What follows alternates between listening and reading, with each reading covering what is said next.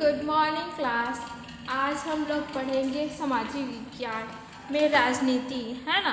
राजनीति में क्या है? राजनीति में क्या है? कौन सा अध्याय है?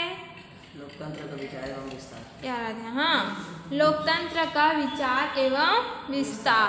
लोकतंत्र का विचार क्या है उसको विस्तार से जानेंगे।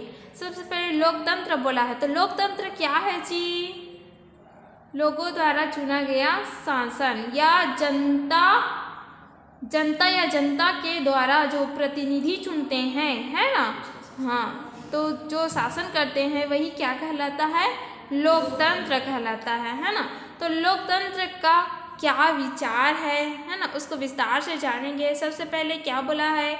सामाजिक विज्ञान की इस पुस्तक के इतिहास खंड में हमने लोकतांत्रिक व राष्ट्रवादी क्रांतियां पढ़ी और देखा कि किस प्रकार सन 1649 की क्रांति से इंग्लैंड में जनता में प्रजातंत्र का विचार उत्पन्न हुआ, है ना।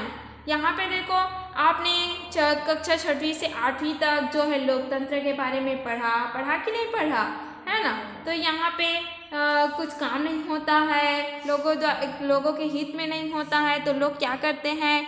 आंदोलन करते हैं, है ना, ताकि उनकी मांग पूरा हो, है कि नहीं। तो यहाँ पे सन 1649 में से, है ना, क्रांति से जो है इंग्लैंड में जनता में जो है प्रजातंत्र का विचार उत्पन्न हुआ। जनता ने स्वतंत्रता संग्राम द्वारा उत्तरी अमेरिका में संविधान आधारित लोकतंत्र स्थापित किया। देखो, वहाँ पे तो नए नए विचार सबके में आते हैं कि नहीं आते हैं। तो जनता ने जो है स्वतंत्रता संग्राम द्वारा उत्तरी अमेरिका में संविधान आधारित लोकतंत्र की स्थापना किया और जनता के द्वारा ही फ्रांस की राज्य क्रांति से स्वतंत्रता, समानता व बंधुत्व आधारित लोकतंत्र का विचार जो है यूरोप में प्रसारित हुआ, है ना।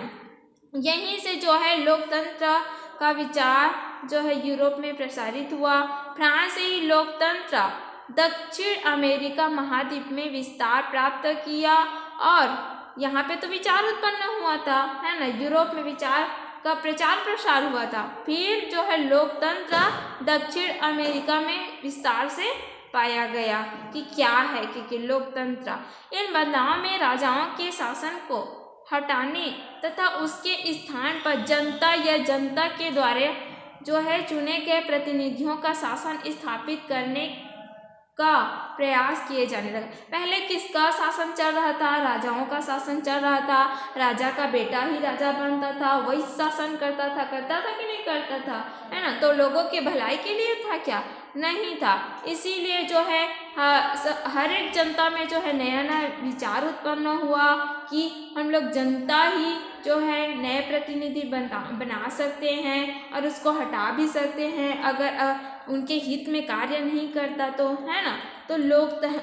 तो यहाँ पे जो है लोकतंत्र का क्या विस्तार हुआ कि जनता के द्वारा चुने गए प्रतिनिधियों का शासन स्थापित करने के प्रयास किए जाने लगे। इस अध्याय में हम जो है लोकतंत्र यानी जनता द्वारा स्थापित शासन के बारे में पढ़ेंगे, है ना, कि जनता जो है कैसे प्रतिनिधि चुनती है, कैसे उसको हटा सकती है ना। तो उसके बारे में इस अध्याय में पढ़ेंगे। अब हम इस पाठ में लीबिया व म्यांमार के निरंकुश सैन्य तंत्र के विरुद्ध लोकतंत्र के लिए संघर्ष के उदाहरण पढ़ेंगे और विश्लेषण करेंगे।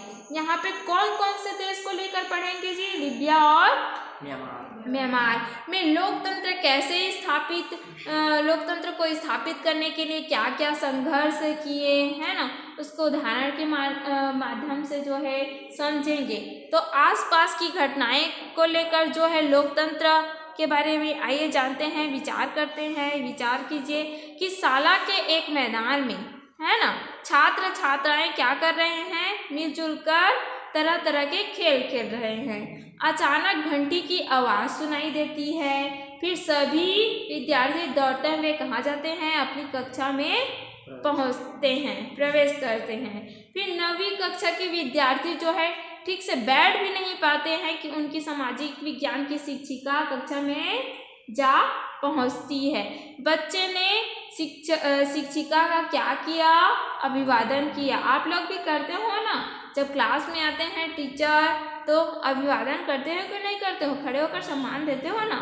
तो जो है सामाजिक विज्ञान की शिक्षिका जो है कक्षा 9वीं में जाकर प्रवेश किया है ना, तो वहाँ पे पहुँची तो बच्चों ने उनका अभिवादन किया, फिर सभी बैठ गए। शिक्षिका ने पूछा कक्षा का कप्तान कौन है? पूरे क्लास में जो है कप्तान कौन है? तो रमेश ने बताया कि कमलेश कप्तान है। रमेश ने क्या बताया कि कप्तान कौन है? कमलेश है। फिर शिक्षिका ने बच्चों से पूछा आपकी कक्षा में कमलेश को कप्तान किसने बनाया?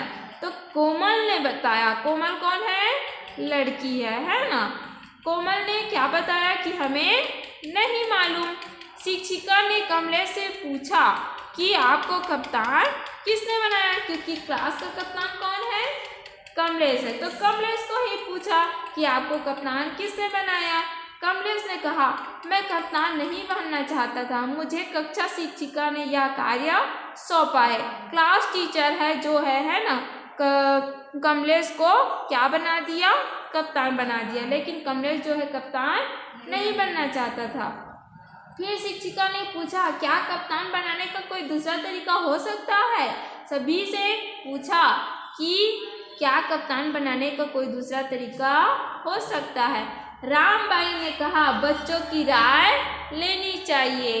फिर कैसे बनाते हैं कप्तान जी? सभी के लोगों के द्वारा है ना, चुनते हैं कि कौन हमारे क्लास को संभाल सकता है ना, कौन शांत करवा सकता है कि नहीं? उसी को बनना चाहिए कि नहीं बनना चाहिए, ताकि क्लास को हैंडल कर सके। कब करते हैं हैंडल, यानी क्लास को कंट्रोल में कब रखते हैं? जब शिक्षिका और शिक्षक है ना, शिक्षक अगर क्लास में नहीं होते, उनके आने तक जो है कप्तान क्लास को संभालता है, इसलिए कप्तान बनाया जाता है ना, ताकि क्लास में कोई बदमाशी करे तो कप्तान जो है जाकर अपने टीचर से बोल सके। लेकिन यहाँ पे क्लास टीचर ने कमलेश को कप्तान बना दिया, लेकिन कमलेश जो है कप्तान नहीं बनाना चाहता। यहाँ पे जो है लोकतंत्र आया कि नहीं आया? रामबाई ने क्या कहा? बच्चों की राय लेनी चाहिए। तो लोकतंत्र में भी होता है ना, लोगों की राय लेते हैं कि नहीं लेते हैं? जनता के द्वारा जो चुने गए प्रतिनिधि ही शासन करता है कि नहीं करता है? तो यहाँ पे भी लोकतंत्र आ गया। लोकतंत्र का मतलब जाने कि नहीं जाने, है ना। तो कप्तान बनाने के दोनों तरीके में कौन सा तरीका लोकतांत्रिक है, बता सकते हो क्या? कोई भी टीचर आके कप्तान किसी को भी बना सकता है क्या? नहीं बना सकता। तो यहाँ पे लोकतंत्र आया क्या?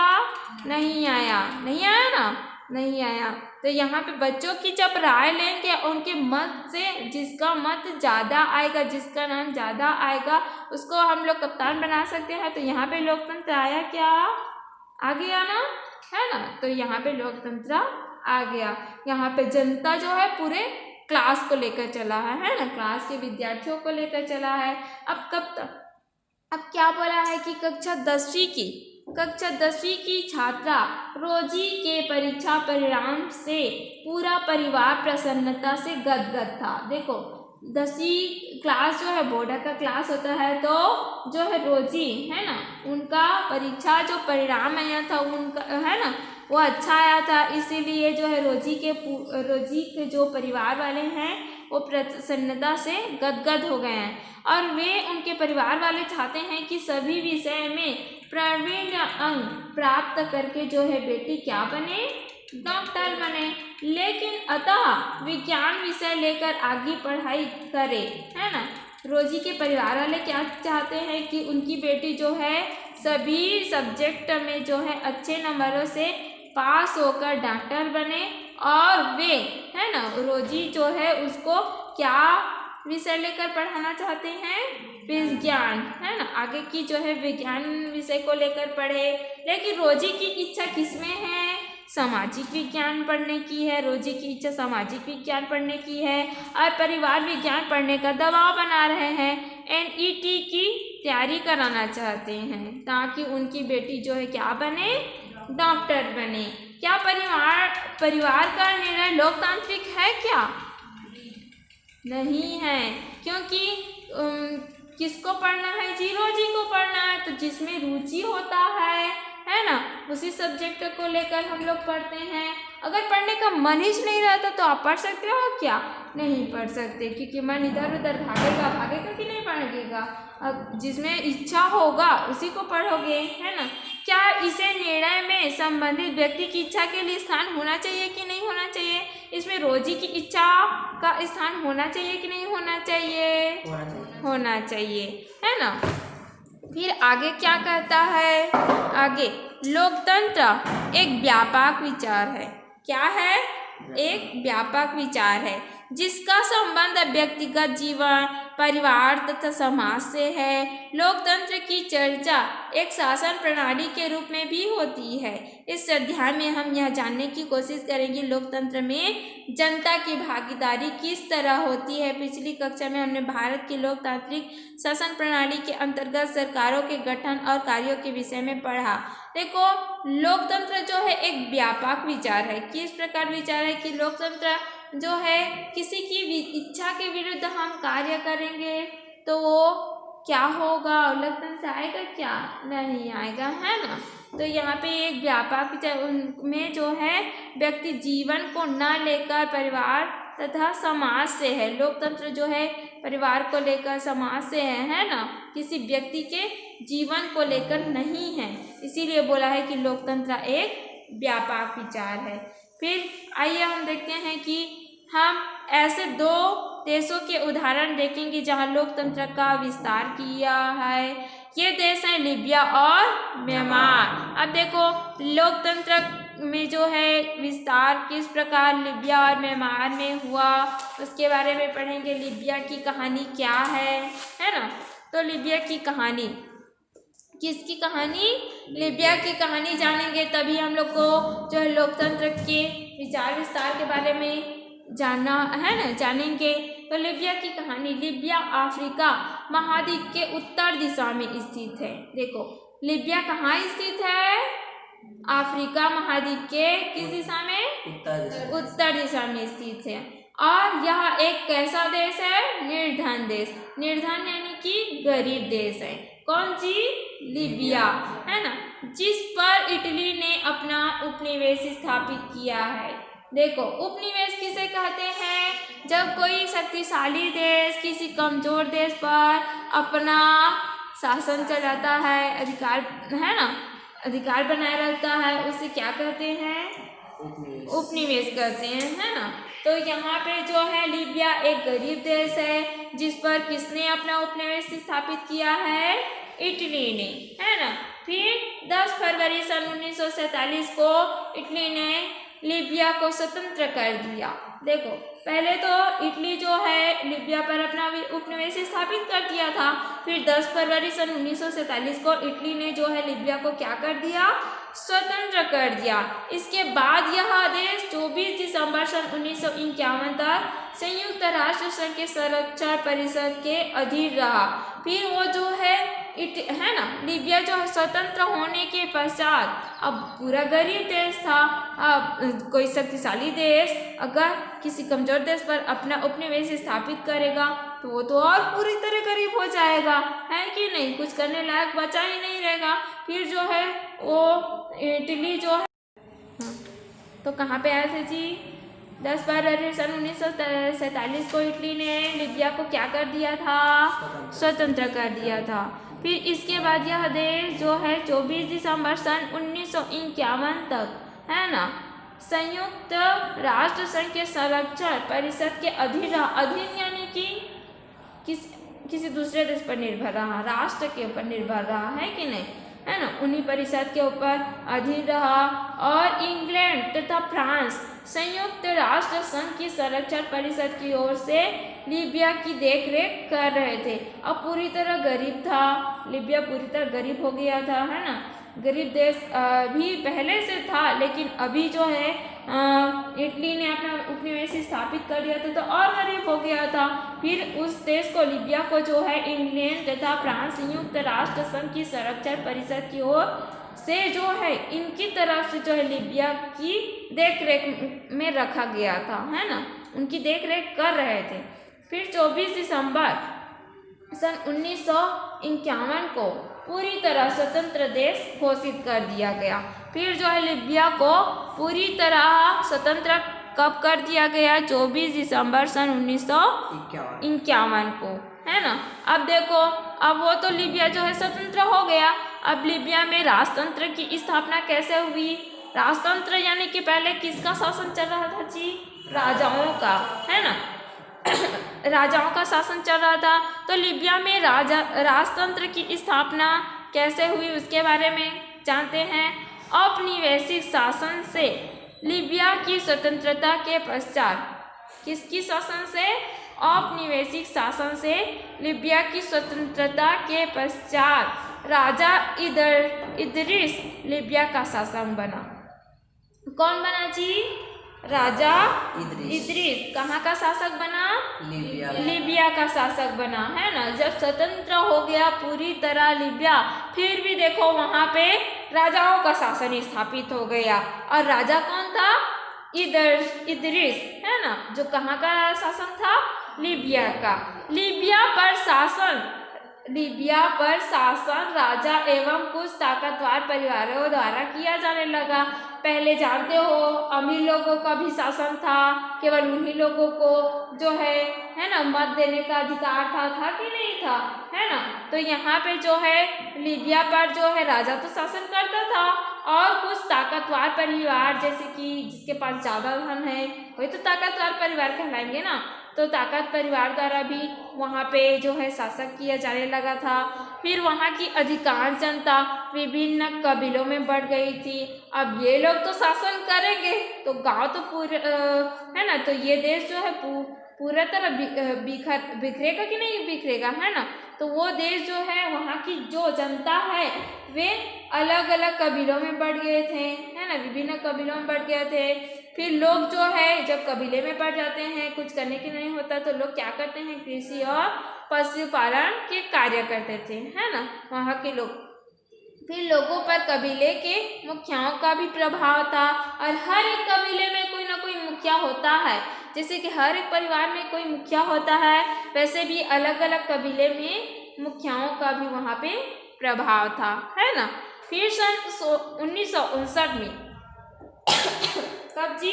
1959 में लीबिया में विशाल मात्रा में तेल और प्राकृतिक गैस भंडार की प्राप्ति हुई। देखो वहाँ पे भी देखो वो गरीब देश था, लेकिन उसको जब स्वतंत्र भी कर दिया गया तो वहाँ पे राजाओं द्वारा शासन चलाया गया, और फिर कुछ ताकतवर परिवार द्वारा भी जो है वहाँ पे प्रभाव था। फिर वहाँ के जो है जनता जो है कितना विभिन्न अलग अलग कबीलों में बढ़ गए, और कबीले में बढ़ भी गए। फिर भी वहाँ पे जो है वहाँ पे मुखियाओं का भी प्रभाव था। फिर सन 1959 में जो है 1959 में वहाँ पे जो है लीबिया में विशाल मात्रा में तेल और प्राकृतिक गैस की भंडार की प्राप्ति हुई, जिससे यह देश क्या हो गया? धनी देश बन गया, निर्धन से धनी देश बन गया। फिर इन खनिजों पर राजा और वहाँ के धनवान परिवार के लोगों ने अपना अधिकार जमा लिया। अब जहाँ पे धन दिखेगा तो वहाँ पे अपना अधिकार जमाएगा ही जमाएगा, है कि नहीं। तो वहाँ के जो राजा थे, राजा कौन थे? इदरीस, है ना, वहाँ के राजा इदरीस और वहाँ के धनवान परिवारों ने वहाँ पे अपना अधिकार जमा लिया। इसी समय उत्तरी अफ्रीका में राष्ट्रवादी आंदोलन की लहर चली। अब इसका प्रभाव लीबिया पर भी था। देखो उत्तरी अफ्रीका में जो है राष्ट्रवाद की जब लहर चल रही थी तो उसका प्रभाव लीबिया पर भी पड़ा, और इस आंदोलन से जुड़े लीबिया के युवा आधुनिक राज्य की स्थापना करना चाहते थे। देखो वहाँ के लोग जो है, लीबिया के लोग, वहाँ के युवा, अब नए नए भी युवा में जो है विचार नए नए आते हैं कि नहीं आते हैं। तो वहाँ के उत्तरी अफ्रीका में जो आंदोलन चल रही थी उनका प्रभाव जो है लीबिया पर पड़ रहा था, और लीबिया पर पड़ा तो इस आंदोलन से जुड़े लीबिया के वहाँ के जो युवा थे उन्होंने आधुनिक राज्य की स्थापना करना चाहते थे, जहाँ जनता की भलाई हो एवं शोषक तत्वों से मुक्ति मिले, उनका शोषण न किया जाए। उनका शोषण ही तो कर रहे हैं वहाँ के राजा और धनवान परिवार, तो उन शोषण से जो मुक्ति मिले और वहाँ की जनता को जो है भलाई हो, है ना। ये लोग जो है महिलाओं पर हो रहे अत्याचारों व कबीलों के युद्धों को रोककर देश में एकता और शांति लाना चाहते थे। वहाँ के जो युवा थे, आज के है ना, वहाँ के जो युवा थे वहाँ के देश को जो है ना, महिलाओं पर हो रहे अत्याचारों को और कबीले के जो युद्ध को रोककर जो है देश में क्या लाना चाहते थे, शांति लाना चाहते थे, ताकि वहाँ के लोग जो है मिलजुल कर एकता बनाकर है ना रहे। उनका मानना था कि राष्ट्र कि पेट्रोलियम से होने वाली आय का लाभ सभी नागरिकों को मिले, क्योंकि वहाँ के लोग ही, नागरिक ही तो उसको उत्पादन किए हैं। किस चीज का उत्पादन किए हैं? किस चीज का उत्पादन किए हैं जी? तेल और प्राकृतिक गैस का, है ना। तो उनका मानना था कि जो पेट्रोलियम है ना, तेल एवं प्राकृतिक गैस भंडार की जो प्राप्त है ना की प्राप्ति हुई थी, उनसे जो आय आ रहा था, तो वे जो है वो आय जो है सभी नागरिक को मिले, ना कि जो है राजा अपना जो है अपना अधिकार जमाए, है ना। तो यहाँ पे लीबिया किस देश का उपनिवेश था? क्वेश्चन है, लीबिया किस देश का उपनिवेश था जी? किस देश से उपनिवेश था? इटली ने अपना उपनिवेश स्थापित किया था कि नहीं किया था? हाँ, किया था। लीबिया में तेल एवं प्राकृतिक गैस भंडार मिलने पर लीबिया की शासन व्यवस्था पर इसका क्या असर पड़ा? आप बताइए लिखकर, है ना। प्रश्न है, लीबिया किस देश का उपनिवेश था और लीबिया में तेल एवं प्राकृतिक गैस के भंडार मिलने पर लीबिया की शासन व्यवस्था पर इसका क्या असर पड़ा? इसको लिखकर आप लोगों को बताना है, क्योंकि अभी पढ़े हैं तो पता चला कि नहीं चला, है ना। अब उसके बाद लीबिया के युवा, लीबिया के, है ना। प्रश्न नंबर, लीबिया किस देश का उपनिवेश था? लीबिया में तेल एवं प्राकृतिक गैस के भंडार मिलने पर लीबिया की शासन व्यवस्था पर इसका क्या असर पड़ा? प्रश्न नंबर दूसरा है। और प्रश्न नंबर तीसरा है, लीबिया के युवा इसे किस तरह का राज्य बनाना चाहते थे और क्यों, है ना, उसको आप लोग लिख कर बताएंगे, है ना। फिर उसके बाद है colonel Muammar Gaddafi, colonel Muammar Gaddafi द्वारा सैनिक तख्ता पलट। देखो इसमें कर्नल मुअम्मर गद्दाफी द्वारा सैनिक तख्ता किस प्रकार पलटे उसके बारे में है। कर्नल मुअम्मर गद्दाफी लीबिया की सेना का एक प्रमुख शक्तिशाली अधिकारी था। देखो ये जो है मुअम्मर गद्दाफी लीबिया की जो सेना था उनका एक प्रमुख शक्तिशाली अधिकारी था। कौन अधिकारी था? मुअम्मर गद्दाफी, है ना। फिर सन 1969 में गद्दाफी तथा उसके 70 युवा सैनिक अफसरों ने लीबिया की सत्ता को अपने नियंत्रण में ले लिया। अब देखो राजाओं का शासन को हटाकर जो है वहाँ के युवा सबको एकता में लाना चाहते थे।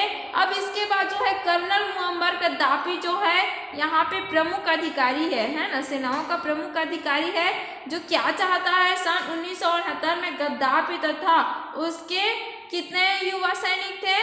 70 युवा सैनिक थे, है ना।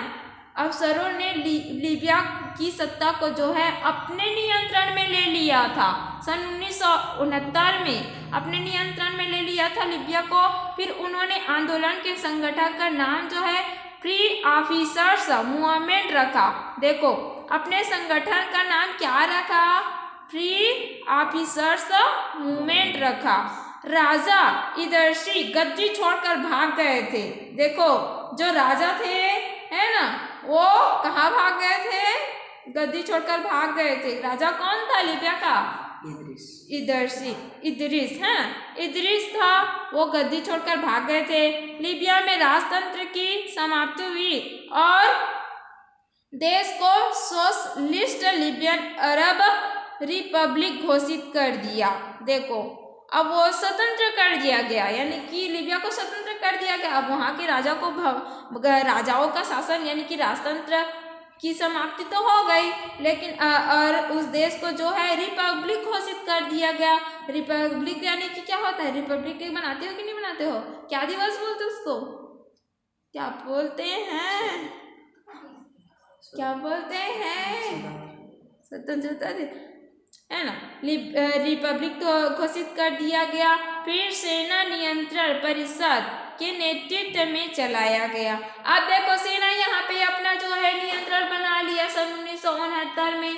फिर जो है ना, तो सेना के नेतृत्व में इस देश को चला रहे कि नहीं, यह क्रांति सेना इसकी जो है पूरी तरह से समर्थन किया गया। सेना ने इसका जो है पूरी तरह से समर्थन किया और यह आंदोलन क्रांतिकारी नियंत्रण परिषद के नेतृत्व में चला गया और इसमें सेना के 12 सदस्य थे और इस संगठन ने लीबिया को आधुनिक सामंतवादी देश बनाने की घोषणा की। देखो अब सेना जो है उसको सेना ने पूरी तरह उस देश को समर्थन किया और यह आंदोलन जो यानी कि समर्थन किसको समर्थन किया, युवा के जो नए विचार थे उसको समर्थन किया और यह आंदोलन जो है क्रांतिकारी नियंत्रण परिषद के नेतृत्व में उस देश को चलाया गया।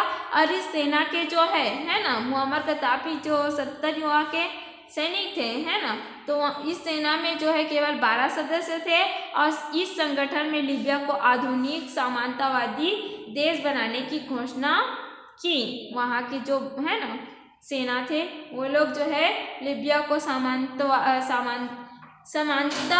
देश बनाने की घोषणा कर दी। फिर लीबिया में प्रगति एवं विकास। अब देखो लीबिया में प्रगति एवं विकास किस प्रकार हुआ। सबसे पहले राजाओं का शासन चल रहा था, फिर उसको हटाकर अब सेनाओं द्वारा उस देश को समर्थन किया गया। फिर उस देश को जो है सामंतवादी देश बनाने की घोषणा कर दी सेनाओं द्वारा। अब लीबिया में प्रगति एवं विकास किस प्रकार हुआ, किस प्रकार प्रगति की, किस प्रकार विकास किया, है ना, उसके बारे में है। हमने ऊपर पढ़ा कि लीबिया की अधिकांश जनता अनेक कबीलों में बटी थी। पढ़े हो कि नहीं पढ़े हो, है ना। लीबिया जो है कितने यानी कि अलग अलग कबीलों में बढ़ गई थी, अनेक कबीलों में बढ़ गई थी। और फिर वो लोग जो है क्या कार्य करते थे, कृषि और पशुपालन कार्य करते थे कि नहीं करते। तो हमने ऊपर पढ़ा कि लीबिया की अधिकांश जनता अनेक कबीलों में बटी थी। ये लोग केवल अपने समाज, उसकी सुरक्षा एवं सम्मान के विषय में सोचते थे।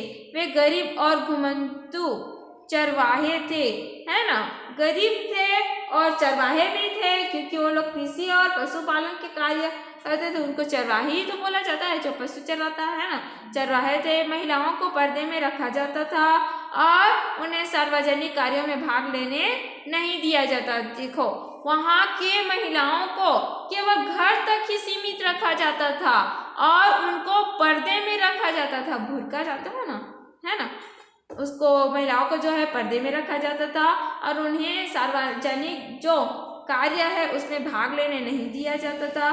देश में नई सरकार ने कई महत्वपूर्ण कदम उठाए जिनसे लीबिया की तेजी से प्रगति होने लगी। तेल भंडारों का राष्ट्रीयकरण किया गया, लेकिन इसके बावजूद शासन से जुड़े कुछ परिवार तेल संसाधन